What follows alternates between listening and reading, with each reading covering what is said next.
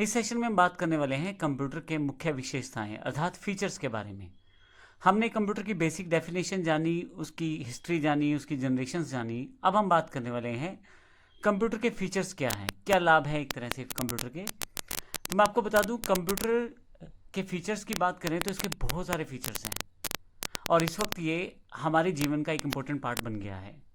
हर व्यक्ति अपने हिसाब से कंप्यूटर का प्रयोग करता है। एक आर्टिस्ट अपने हिसाब से प्रयोग करता है, एक डॉक्टर अपने हिसाब से प्रयोग करता है, एक बैंकिंग कर्मचारी अपने हिसाब से प्रयोग करता है। लेकिन इसके बहुत सारे फीचर हैं जिनके कारण इसका प्रयोग किया जाता है। तो आइए जानते हैं कौन से फीचर हैं जिसकी वजह से इसका प्रयोग किया जाता है।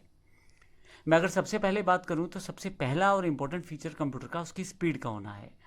जैसे मैंने पहले भी बताया था कि 5वीं जनरेशन आते आते VLSI या अल्ट्रा VLSI चिप्स प्रयोग हो चुकी हैं। तो ऐसी ऐसी कैलकुलेशंस जो पहले करने में घंटों दिनों लग जाते थे, अब वो कुछ सेकंड्स, इवन सेकंड्स के भी नैनो सेकंड्स, काफ़ी सारे हिस्सों में आप उसे कर सकते हैं।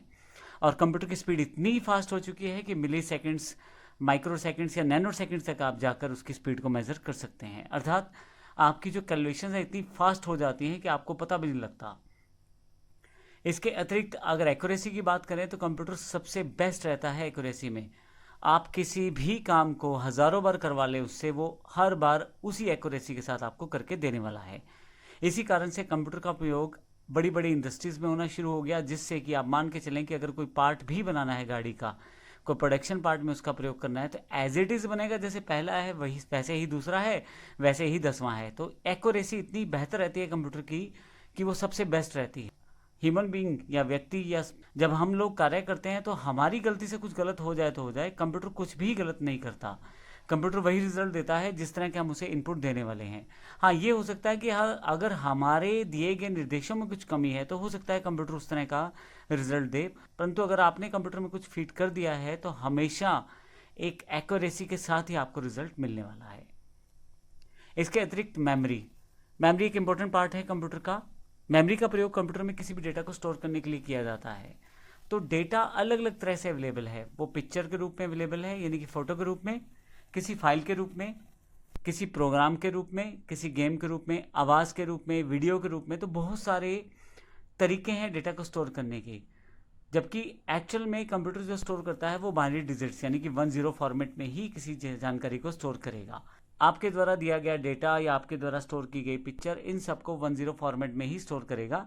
लेकिन सबसे इंपॉर्टेंट बात है कि स्टोर करने की जो क्षमता है वो कंप्यूटर के पास है। वो कभी भी आप उस चीज़ को दोबारा देख सकते हैं। इसी कारण काफ़ी सारा डेटा स्टोर किया जाता है कंप्यूटर पे।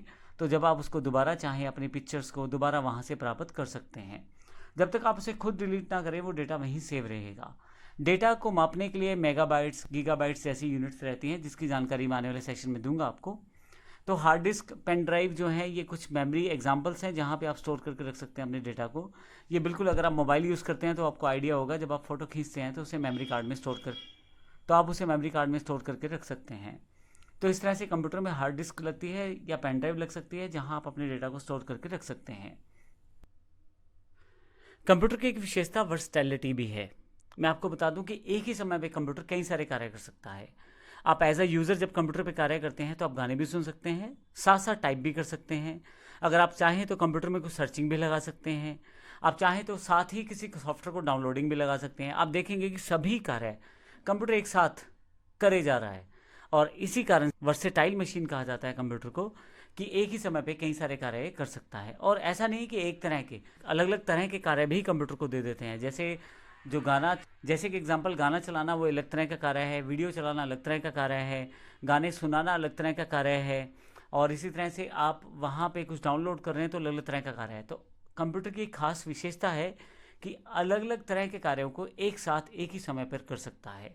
इसलिए कंप्यूटर एक वर्सेटाइल मशीन है और इसका प्रयोग लगभग हर फील्ड में होने लगा है, हर जगह होने लगा है। जैसे आप प्राइवेट सेक्टर कह लें, बैंकिंग सेक्टर कह लें, या आप गवर्नमेंट सेक्टर कह लें, बैंकिंग में, रेलवे में, एयरपोर्ट में, बिजनेस में, स्कूल में, सब जगह लगभग इसका इस्तेमाल होना शुरू हो गया है। कोई भी क्षेत्र शायद ही ऐसा हो जो कंप्यूटर से अछूता रहा। कंप्यूटर की एक विशेषता उसका इंटेलिजेंस भी होना है। किसी भी कार्य को वो काफ़ी देर तक इकट्ठा कर सकता है, चाहे आप उस कार्य को घंटों करवा लें, दिनों तक करवा लें, कई बार, इवन लाखों बार करवा लें, उसको कोई प्रॉब्लम नहीं है। वो एक मशीन है, आप उसमें फीड कर दें, जो आपने काम फीड किया है वो उसी तरह से उसे करता रहेगा और कई घंटों तक बिना गलती पूरी स्पीड से यानी कि पूरी एक्यूरेसी के साथ सारे काम आपको करके दे देगा और वो थकेगा भी नहीं। एक ह्यूमन बीइंग जब कोई कार्य करता है, जैसे कोई इंसान कोई कार्य करता है, तो एक समय के पश्चात उसमें थकावट होना सामान्य है, उसको नींद आएगी, उसको भूख लगेगी। ये सब कार्य कंप्यूटर के साथ नहीं जुड़े हुए। कंप्यूटर की मशीन है, आप उसको बताएं क्या कार्य करना है, वो कई घंटों तक, कई दिनों तक, इवन कई कामों को वो लाखों बार रिपीट करके आपको दे देगा। तो सबसे बड़ी विशेषता ये कंप्यूटर की है कि इंटेलिजेंस रूप में ये कार्य करता है। कंप्यूटर की एक और विशेषता जो सबसे बड़ी है वो है उसके कार्यों का ऑटोमेटिक होना। आप अगर कंप्यूटर को कुछ इन्फॉर्मेशन दे दें या उसको कुछ इंस्ट्रक्शन दे दें और वो प्रोग्राम उसमें लोड कर दिया जाए तो कंप्यूटर उस काम को खुद ही दोबारा कर देगा, आपको बार बार नहीं करना है वो काम। तो एक बार कंप्यूटर को दी गई इंस्ट्रक्शंस कई बार आप उससे वो काम करवा सकते हैं। जैसे एग्जांपल, बड़ी बड़ी कंपनियों में मान लीजिए प्रोडक्शन में एग्जांपल के लिए प्लास्टिक के कप बनते हैं, तो अब एक बार बता दें कंप्यूटर को भी इस तरह का साइज़, इस तरह का डिज़ाइन और इस तरह का स्टाइल चाहिए। कंप्यूटर ऑटोमेटिकली उन प्रोडक्शन मशीन्स को निर्देश देता रहेगा कि इस तरह का सामान हमें चाहिए और वो हर बार आपको वैसा ही मिलेगा जब तक कि ह्यूमन बीइंग मिस्टेक ना हो, जब तक आपकी तरफ से कोई गलती ना हो, और ऑटोमेटेड सिस्टम रहेगा। आपको बार बार बीच में कुछ भी कंप्यूटर को समझाना नहीं है। आप एक बार कमांड दे दें, कंप्यूटर खुद ही वो कार्य करता रहेगा। इसका एक सबसे अच्छा उदाहरण है जब आप इंटरनेट यूज़ करते हैं और मान लीजिए आप कोई मूवी डाउनलोड करना चाहते हैं, आप उसको डाउनलोडिंग के लिए बता दें, वो खुद ही डाउनलोड करता रहेगा। इवन जब वो डाउनलोड हो जाएगी वो उसको स्टोर भी कर देगा, आपको नोटिफिकेशन भी दे देगा, आपको जानकारी भी दे देगा कि डाउनलोड हो गया है। तो इस तरह से पूरा प्रोसेस ऑटोमेटिक है कंप्यूटर में और ये इसकी बड़ी विशेषता है, ऑटोमेटिक होना पूरे प्रोसेस का। एक और इम्पोर्टेंट फीचर जो है वो है सीक्रेसी। आप अपने डेटा को सीक्रेट तौर पे अपने कंप्यूटर में संभाल के रख सकते हैं। जैसे बड़ी बड़ी कंपनीज एग्जांपल के लिए एक्सेल शीट्स में डेटा को रखना चाहती हैं या वर्ड में रखना चाहती हैं या अपना कोई सॉफ्टवेयर बनवा के रखना चाहती हैं, तो बड़ी आसानी से वो रख सकती हैं। सिक्योरिटी बेस पे कंप्यूटर बड़ा सॉलिड है, आप बिना पासवर्ड जाने उस डेटा तक पहुंच नहीं सकते। और आज की डेट में एनक्रिप्शन टेक्नोलॉजीज आ गई हैं, आप बिना पासवर्ड के, बिना उसको एनक्रिप्ट किए देख ही नहीं सकते कि उस फाइल के अंदर क्या है। इसके लिए आपको सालों लग जाए उस फाइल को खोलने में और फिर भी वो फाइल ना खुले। इस तरह की जो सिक्योरिटी है कंप्यूटर सेकंड्स में जनरेट कर देता है। तो इस तरह से इस सेशन में हमने कंप्यूटर के फीचर्स जाने, जिसमें हमने देखा कि कंप्यूटर की बहुत सारी विशेषताएं हैं जिसके आधार पे इसका अलग अलग फील्ड्स में प्रयोग किया जाता है। आने वाले सेशन में हम देखेंगे कि कौन कौन सी फील्ड्स हैं जिसमें हम इसका प्रयोग कर सकते हैं और उसका इंपॉर्टेंस क्या रहता है उस पर्टिकुलर फील्ड में। धन्यवाद।